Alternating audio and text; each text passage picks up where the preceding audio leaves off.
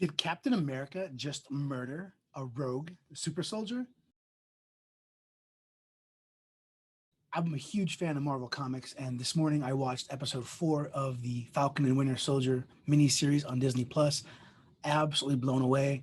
Um, so this is a giant spoiler. If you haven't seen it, just turn this off. But in the series Falcon and Winter Soldier, Captain America is retired, replaced by John Walker, the new Captain America. And John Walker steals a vial of super soldier serum and behind the scenes injects it. He's a super soldier now. And so um, this version of Captain America has a sidekick, Battlestar. In the show, Battlestar, is kicking butt, but he's not a super soldier. He gets kicked in the chest, flies across the room, hits a pole, and he dies. Super, super sad. And then Captain America is visibly shaken, and he's really upset. You can tell his eyes just look crazy. And the rogue super soldiers, they realize they messed up. They went too far. They all start running. Captain America jumps out the window, like multiple floors, lands. It's pretty cool. And he basically is chasing down this rogue super soldier. This rogue super soldier is basically like, hey, I didn't do anything. He's still running. Captain America throws his shield, hits the guy falls over, guy's on his back, hands in the air. I didn't do anything. Captain America just straight used the shield in a way that Steve Rogers never would have used that shield. And, the first thing coming to my mind is, oh my God, look at all these different parts of, murder, self-defense, voluntary manslaughter, all these things. So I just want to break it down. So, and again, I'm not an attorney in Latvia. I'm an attorney in Indiana. So we're going to talk about how Indiana law applies all this. But did Captain America commit murder on this rogue super soldier? And Indiana defines murder very, very cleanly, precisely. There's no intent involved. There's no premeditated malice, aforethought we learned in law school or anything like that. It's simple. Murder is knowingly or intentionally kills another human being. That's it. So I'm presuming that this guy is dead. I mean, his shield's all bloody. You saw him going crazy on this guy. And so we're going to assume that, he committed murder. But now, just because you commit a crime doesn't mean you're guilty, because sometimes crimes can be excused. So the thing that jumps in my head is, self-defense, defense of others. So, self-defense allows you to defend yourself and other people from being attacked or the imminent threat of attack. So had Captain America perhaps done the shield execution while they're all fighting, I think he'd be fine. I mean, these are super soldiers. They've already, murdered people, blew up buildings. I mean, these guys are super strong. But he didn't. Captain America, these guys were in full retreat. The rogue super soldiers are in full retreat. Captain America's chasing them. And in fact, he catches one and the guy's on his back. It's not going to fly. He's given up. Captain America clearly has gone too far in the show. And so basically the legal theory in Indiana is once someone's incapacitated and you continue to attack them, self-defense just goes away.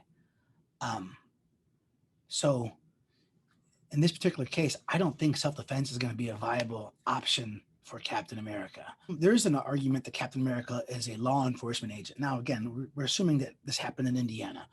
Law enforcement agents are allowed to effect arrests, and they're allowed to use deadly force to make that arrest if the law enforcement officer is justified in using deadly force only if the officer has probable cause to believe that deadly force is necessary. I mean, these are super soldiers. I mean, he's allowed to use a little bit of aggression.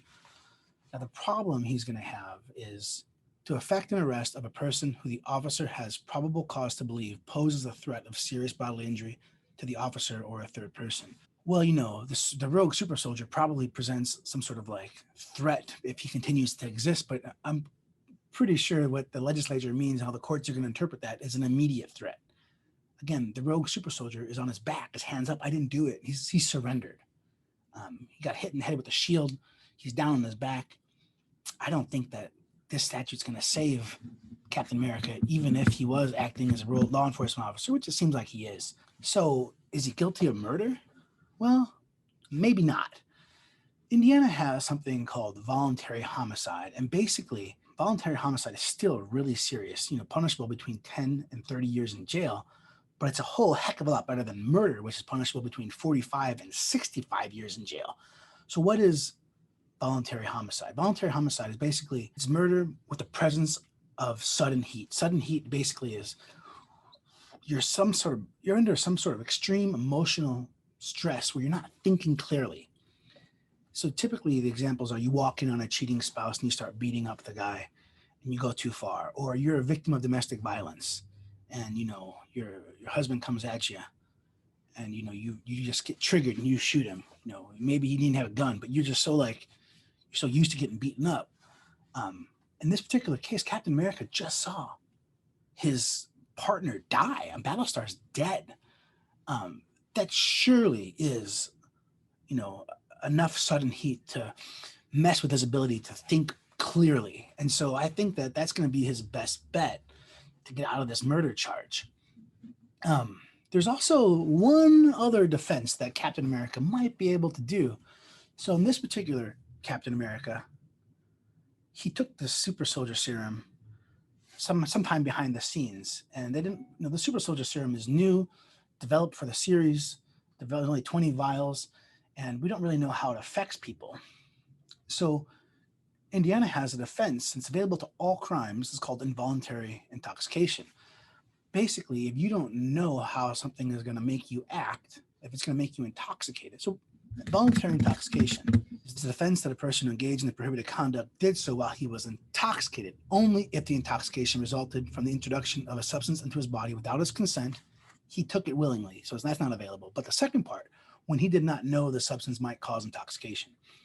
Now, the intoxication that we're talking about is not necessarily fall down drunk, but it affected his voluntariness. So basically, it messed with his ability to think clearly. I think this is going to be a long shot, but it is available to him. And, with the right experts, maybe you can argue that, the super soldier serum clouded his judgment, the super soldier serum clouded his judgment, plus the extreme emotional state of seeing his partner just get murdered. I think he might have a shot with that, but I think his best bet's going to be the voluntary homicide. We're not talking, again, anybody watching this, we're not talking about Steve Rogers Captain America. We're talking about John Walker Captain America. And so if you haven't watched this series, it's amazing. Please watch it. I'm sorry I nerded out about the self-defense stuff, but this is huge for me and I love it. If you have any questions, give us a call, 317-632-3642. And remember, always plead the fifth.